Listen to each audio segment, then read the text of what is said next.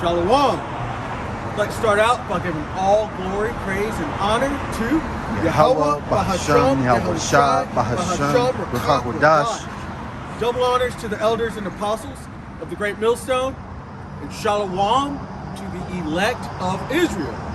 This is the Mayim, just giving a little Godspeed, and since this Apostle Tahar has declared this year the hopeful year of Jacob's trouble, which yes, we are looking forward to it.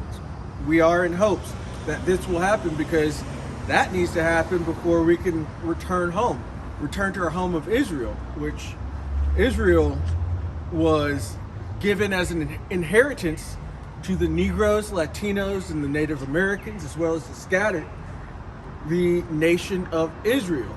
And currently, yeah, there are some imposters there pretending to be those people, but they are not.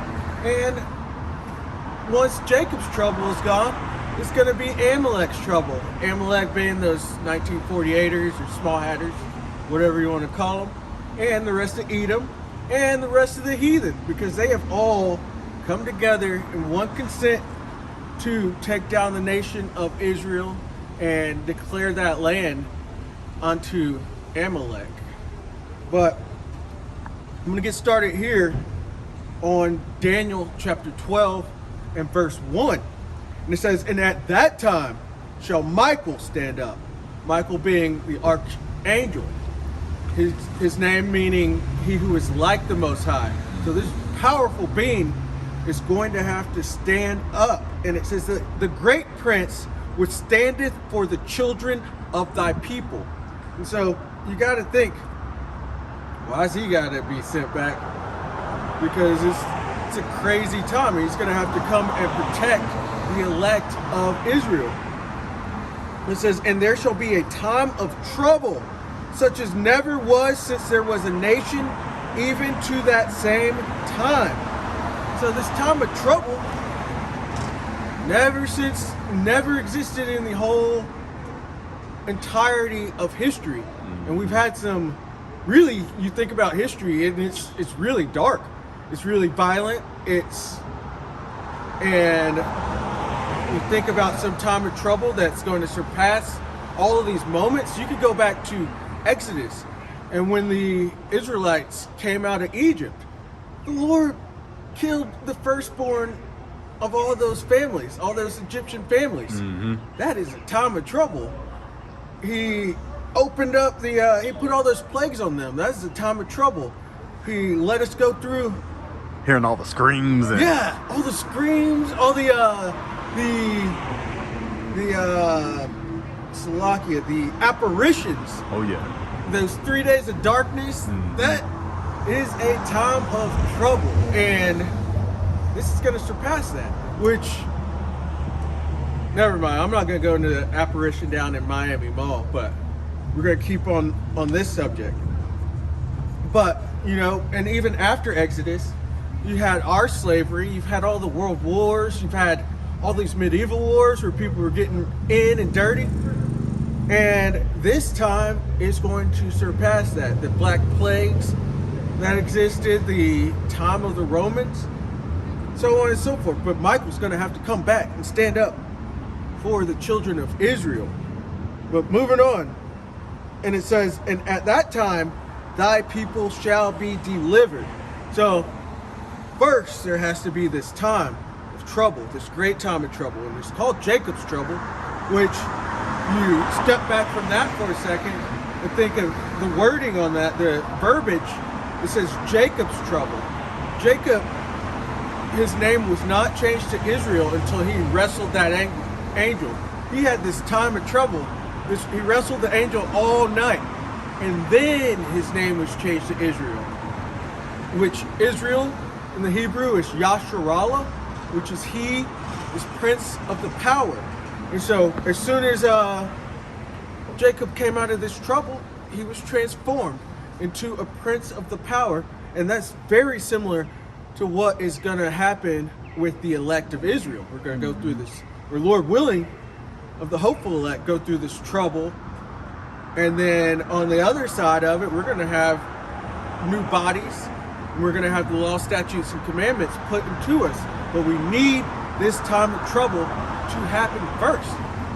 And it will happen because it's prophesied to happen. And it says, and at that time, thy people shall be delivered, every one that should be found written in the book. And so that is the elect. And this book was written before the foundations of the earth. And so there's actually no free will. You are either of the elect or you're not. You're either going to survive this trouble because the Most High has already decided your fate and your walk, your lot, or you're going to be left. And I'm glad I'm doing it right hand and left hand, because on the left hand, you are not going to make it. And you're not even trying. You're not trying to hear these prophecies. You're not trying to see the warnings. You're not trying to know the times that you're in. You're not trying to know your enemy. And for the heathen, you were not designed for rulership in the first place. That's why the earth is in such pollution and in dire need of new management.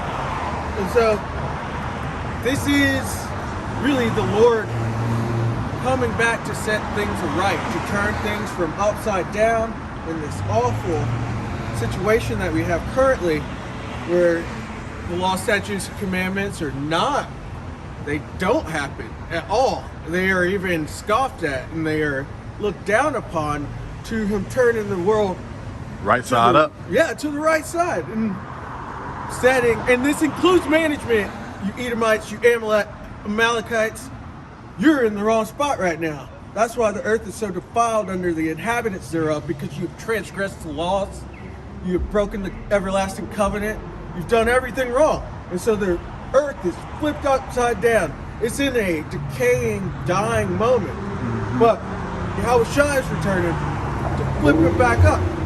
And he's coming with an armada. He's coming with his whole crew of angels. They're all coming. As it said, Michael's coming. He's going to come with an armada of chariots with all the angels. He's going to transform the elect to get busy as well. And everything. You got it. The Lord is a man of war. He's a man of war. Wartime. Yeah. We worship a war god.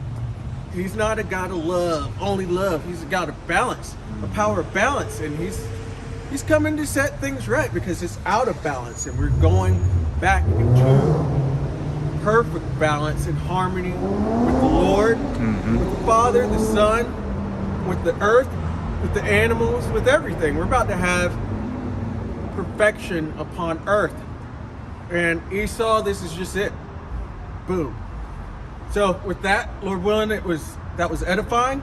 I'd like to give all praises, honor, and glory unto Yahweh, Bahasham, Yahushua, Bahasham, Chakwadash. Double honors to the elders and apostles of the great millstone. And shalom to the elect of Israel. Shalom.